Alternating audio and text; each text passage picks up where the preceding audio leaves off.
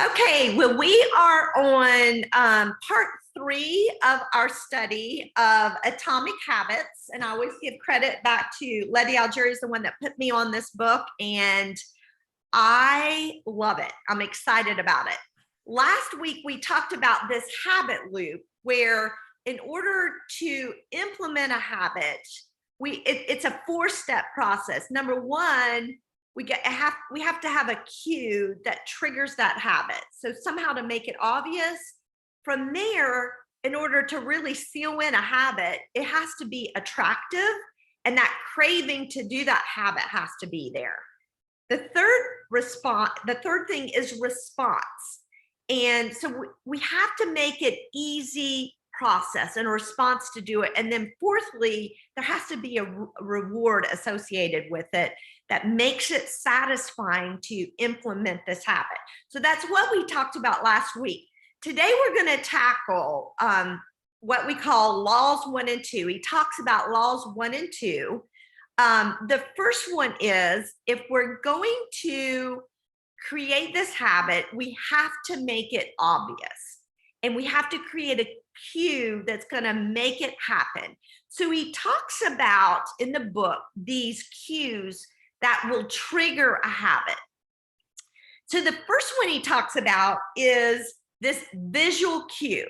So we talked about the 9 areas in our business 2 weeks ago that we want to create habits to make us really, without thinking, we're automatically doing what we need to do in this business to move our business forward. And so we have to do a cue. So let's just take that whole segment of we got to build our network. So what habit do we need to have in place to the point it's automatic? We don't even have to think about building our network. And so what are some visual cues that we will purposefully have within our environment, within our day, that will teach us to build our network naturally without even having to put any effort toward that habit? And so here are the different cues to make things obvious so that we create a habit. Does that make sense? I know I feel like I'm kind of talking in circles here. So first of all, he talks about a visual cue. And he talks about the Schiphol Airport urinals. You're probably looking at this thing. What is she going to talk about? Well, I've been to the Schiphol Airport, and it's humongous. It's in Amsterdam. And what he tells the story, and Jelaine, to answer your question here, it's on page 85 in the book. He talks about that and this is hilarious that they'd even do it. They put these stickers of a fly in the urinals. And the reason they did that was the janitorial staff got sick and tired of cleaning up the mess on the floors in the men's bathrooms. So they tried this experiment. They put a little sticker of a fly in the urinal. And their aim, because they had something to focus on, a visual focus, their aim was much better, and it reduced the janitorial staff by 8%, their hours by 8%. Now that is a hilarious thing to think about. But what that does is, you guys aren't going to forget the fly in the urinal, that how powerful a visual cue is. So number one, if we want to build our network, what is a visual cue? And we're going to come back and process this later. But what is a visual cue you can do that it takes no effort on your part, but yet it will cause you to create a habit that you don't even think about? The second thing he talked about was multiple cues. What are multiple cues we can incorporate into our day that we don't have to think about, but it's going to help us build our habits to become better leaders, to become better Juice Plus partners, to attract more people, to develop more people into becoming strong leaders on our team? What are multiple cues? I've talked about this a lot, but I have alarms on my phone that go off all day long. My family, I drive my family crazy. but they're cues that I don't have to think about, but it's at 11 o'clock, the phone will ring to remind me I need to reach out to 5 new prospects today. At 2 o'clock, my phone alarm will ring again, and it's to remind me I need to reach out to 4 customers today. So, and all it says is the alarm will go off and a banner will go off on my phone, reach out to prospects, reach out to customers. Though I also have it twice a day to exercise in the morning and the afternoon, do yoga in the morning and a walk in the afternoon. So why multiple cues? Well, because if I miss my workout of doing yoga in the morning, I'm reminding myself again at night that I need to go for a walk. So surely between either yoga or a walk, I'm going to get in at least one type of exercise per day. So what areas in this business do you need multiple cues to ensure that you're going to do what you want to do to help you reach your goal? So I'm just throwing out a phone alarm, but maybe there's other ways you can do multiple cues. So I want you to think about that. What are ways that I can create multiple cues? The next thing is environmental cues. And I thought, let me get over here to the next page, Jelaine, for you. It's page 89, I believe, is where he talks about in the Vietnam War, like 20% of the soldiers were addicted to drugs. And they were really worried about them going home with these horrible habits. But what they found out was the majority of those vets, once they got home, no longer used drugs. And why was that? It was the environment that they were in was triggering the drug use. So that was a negative habit that got erased when they got pulled out of their environment.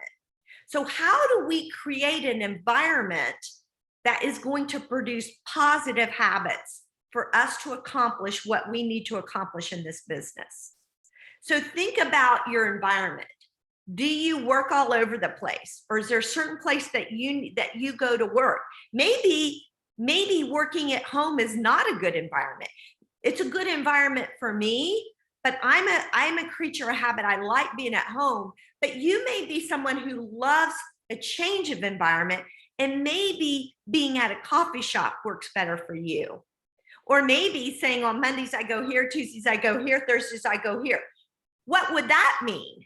That would mean I'm almost stacking my cues in that you maybe say, if I work in 3 different places throughout the week, I'm opening up my environment so that I'm going to build my network that way. So you may just have done 2 things to help you build good habits. One is you're changing your environment, and 2 is you're opening up your network. So I think creating these cues are going to be different for each one of us. And I think if we're smart, we're going to really dig into this and do our homework and say, what kind of environmental cues will help me build good habits? Or maybe like the Vietnam vets, what kind of environmental cues do I need to change so that I'm going to get rid of some poor habits? So maybe I'm doing my work in the kitchen and I'm getting distracted. That's a negative environmental cue. So think about your routines and your habits. How can I maximize my time? How can I maximize what I'm doing in regard to switching up my environment? The next thing he talked about, and Riley, I'm glad you're on the call because I'm using you as an example, is maybe it's a routine. Maybe we need, and I love this about Riley. Riley's like, okay, I'm getting ready to go to school. And we hadn't talked since you've been at school to see if the routines that we kind of talked about, they may be working, they may not. Sometimes you've got to create a routine, try it out for a while, and then say, you know what, it's not working for me. I need to tweak the routine a bit. So what are your routines when it comes to actually working this business? Riley and I's conversation was, she was like, I have to have a job. I'm at school. My dad's telling me, I said, your dad, he's a smart man. Working's always good for us.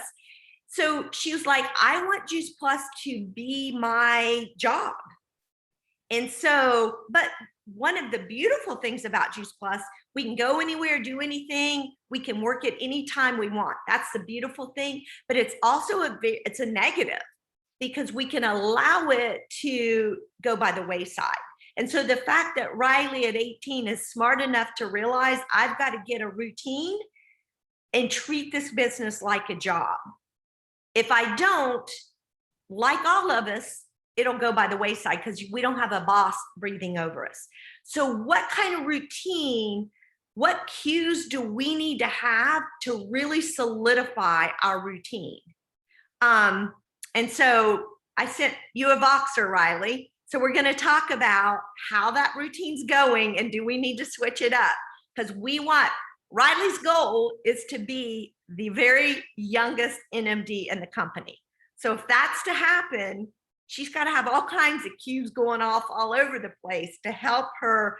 It's not going to be easy to go through college and go to national marketing director at the same time, but it's been done before. And I'm putting my money on Riley that she's going to do it and do it in record time when it comes to the youngest person. All right, the last thing I'm going to challenge you guys is time cues. You know, we've talked about time blocking. I know my goal is by 10 a.m., I want to spend time with the Lord, have my devotions, I want to exercise, and by 10 o'clock, I want to pray.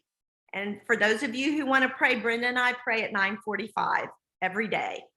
So if you guys want to join us, come join us. We're praying over our businesses. But I know by 10 o'clock, I want to be in the saddle and I want to be working. So there's time cues and there's an alarm that goes off at 10. It says, Elaine, are you in your seat working? I've been doing this 20 some years. I still need those cues to help me in this routine habit for me. So law number one, make it obvious. And we got to, and I'll post these. So if you want to grab them and help you develop the cues you need. The second law in the habit loop is make it attractive. And this is where it really got interesting in this book. And so he talks about how do we go about making something that's work attractive? Juice Plus is work. We can say, oh, I do it as I do life. I do it in pockets of time, blah, blah, blah. The bottom line is you can do that to a certain point, but if you want to build and grow to national marketing director, it's work. And we got to treat it like that. But we have to make it attractive if we want to make it really happen. So he talks about, and let me get over here for you and give you page 102, Jelaine. He talks about that we're preconditioned, he calls it preloaded.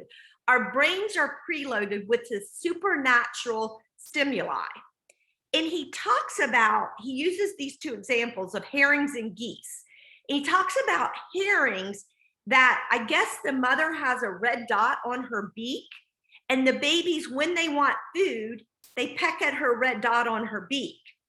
Well, what they tried was when the mothers went away to look for food, they put these fake mama geese in the nest and they over exaggerated the red dot.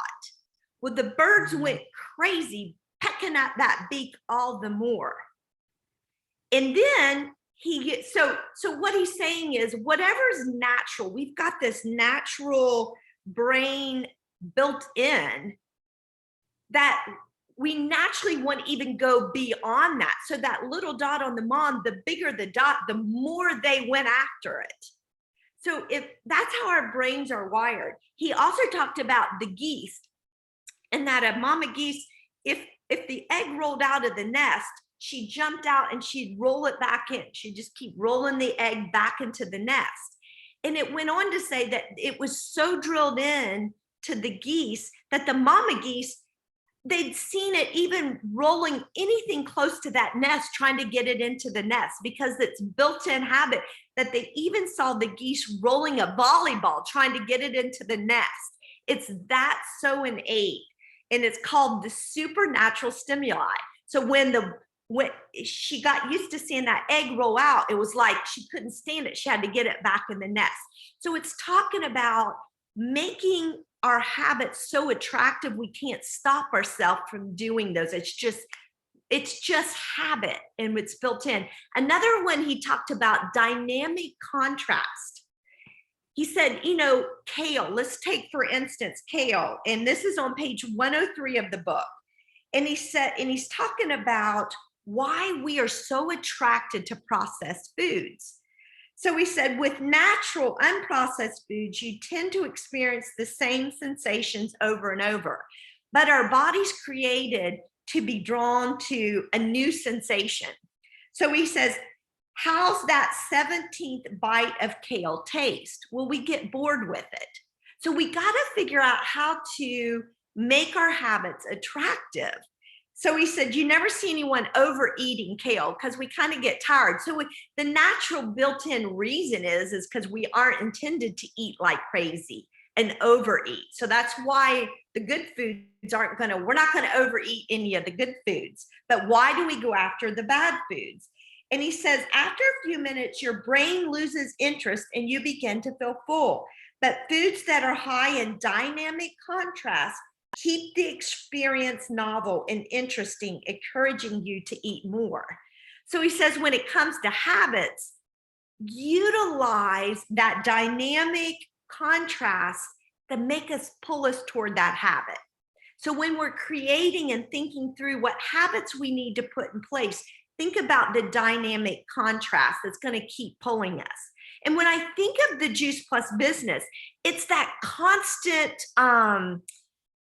I can always be learning something new, whether it be building and growing and developing my business skills, or building and growing and developing my skill of health and nutrition. And so we need to accent both of those. And this book is one thing. What is it doing? It's building our business skills. And that's attractive. I'm telling you, this morning, as I read, the more I wanted to read, because I was learning something. The next thing he talked about was the dopamine feedback loop. And in this, he talks about when we do something that we love, that feeling of, so to create a habit, first we have to go through it. So it's kind of like a kid. And what comes to mind is when I go to Uganda on a mission trip, we had this humongous bag of candy. So it started out by saying, you guys go pick up the trash on kind of the compound where they were. And then every time you would bring a big pile of trash and throw it in the trash can, because they were never taught this, we would give them a piece of candy. Well, my gosh, they cleaned that area perfect and they got their piece of candy. But then what happened? It wasn't the actual candy, but it was the process, because then after that, I look around and then there's all the candy wrappers on the ground. And so this dopamine feedback, what they said is it actually, the first go round, it was the experience of eating the candy, but the rest of the time it was the anticipation of getting the candy. And so what we want to do is create that dopamine effect when it comes to our habits, the anticipation of growing our business, of getting a new customer, of bringing on a new partner. It's that anticipation that we want to create that will draw us toward the habit itself of getting out there and talking to people, sharing our business story, building our network, growing our knowledge. The next thing he talks about when it comes to make it attractive was called the temptation bundling. And that was on page 109. And in that, he talks about, did anybody ever watch the show Grey's Anatomy, Scandal, or How to Get Away with Murder? I can't see but a few of you. Raise your hand if you were addicted to one of those shows. So he goes in and talks about the marketing of that. And if you guys remember, they presented that bundle of thank God it's Thursday, TGIT instead of TGIF. With that, so they had a great slogan. And they talked about get your popcorn, get your wine, get your chocolate, sit down and have an enjoyable, restful evening. So what did they and it was like a smash hit. ABC's TGIT was a smash hit. I didn't watch the first two, but I was addicted to How to Get Away with Murder. And if I see it come on, I will go watch a show now if I see it go on. I love that show. And so it was that bundling of things that it created, not just a habit, but it was Thursday nights. This is where everyone needs to be. You're enjoying your popcorn, your wine, your chocolate. You're enjoying your show. You're enjoying what Thursday nights are intended to be. Thank God it's Thursday. It's time to kick back. It's your night.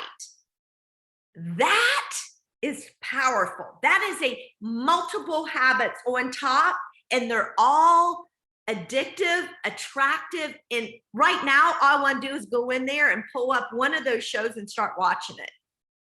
Think about how you're feeling as I'm talking about that. That is an attractive pull. So when we create these habits in the area of our business, we want to bundle the habits and makes it even more secure. I think about when I spend time every morning, I'm very faithful to read my Bible and pray. It's that bundling of habits brought together. You know, whether it's good or bad, it's my warm cup of coffee. It's my quiet. It's this chair in my office. It's a great, I don't know how many of y'all are, I am in love with Jesus Calling. It's just a time of me to kind of get my day started off strong, started off in a good place. And it's that bundling of atmosphere, taste, visual, it all together. So if we can somehow figure out how to do that in all these areas of our business, we're going to be a powerhouse of a machine when it comes to being a Juice Plus partner, being a leader, and building an incredible team. And then the last thing he talks about making it attractive is seductive pull. And that is on page, let's see, where am I here? Page 114. This was fascinating to me. He talks about this man decides he wants that anybody could do anything if they had the right teachers, the right environment, the right instruction. He said anybody can do anything. So he decided he wanted to pick the area of chess.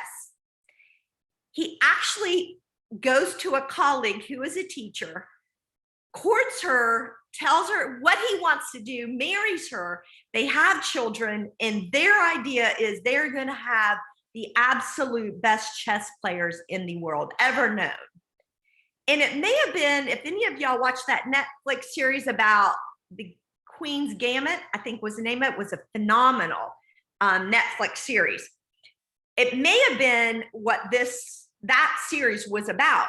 So they have 3 daughters, all 3 like record-breaking series or record breakers. They've all hit everything there is to hit in regard to the chess players. And if you think about it, that's their whole world, was to produce these 3 girls to be the absolute best players in the world, chess players in the world. And you'd think, oh my gosh, those poor girls, can you imagine how that sounds awful, that's all you did. But here's what he says. He said the childhood of these sisters was atypical, to say the least. And yet, if you ask them about it, they claimed their lifestyle was attractive and even enjoyable. And they played chess all day long. That's all they did. In interviews, the sisters talked about their childhood as entertaining rather than grueling. They loved playing chess. They couldn't get enough of it. Once the dad reportedly found that Sophia, one of the daughters, the youngest, playing chess in the bathroom in the middle of the night, encouraging her to go back to bed and go to sleep. He said, Sophia, leave the pieces alone. To which she replied, Daddy, they won't leave me alone. And so he goes on to say this seductive pull, why those girls loved what they did. The pull is the fact that that was their environment. That was their family. That's who they were pulled to. It was their community. And in this making it attractive, he said, if we want that, what we have to do is create a habit that pulls ourselves into a community of people that are after the same thing we are, that their goals are the same, their desires are the same. Oh my gosh, I'm reading this is like, this is the healthy living revolution community. People who want to be healthy, people who want to help other people, people who want to live a lifestyle, who want to share information, who want to make a difference in this world. So if we want to create habits that pull ourselves and the people into our healthy living community so that that's where they want to be, and that attractiveness of being together is powerful. And it's going to create that habit of wanting to be there, wanting to learn, to grow, to connect, to pull people in.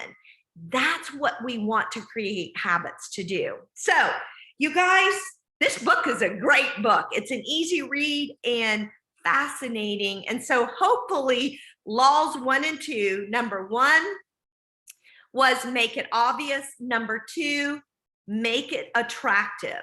So let me open up the airways and let's think about, so it's exactly 1 o'clock. Let's take 5 minutes, 10 minutes and talk about what are some habits in those areas that we talked about.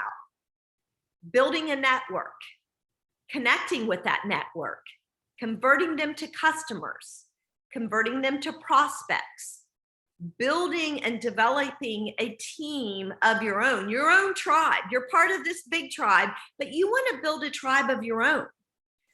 From there, we talked about events, having events. And Aaron, is Aaron still on here? I want Aaron to talk about our September event and how we can all plug in together on that. And then lastly is how to develop and grow. And you guys being on this call shows me you guys that is one area you're hitting, you're already hitting it. Being on this call every Monday is a way to develop and grow. So think about habits as I was talking. What habits do you currently do or plan to incorporate in those areas to build and grow yourself as a person, a leader, and as a Juice Plus partner? Anything jumping out at you as I talked? Well, Elaine, for me, I mean, I've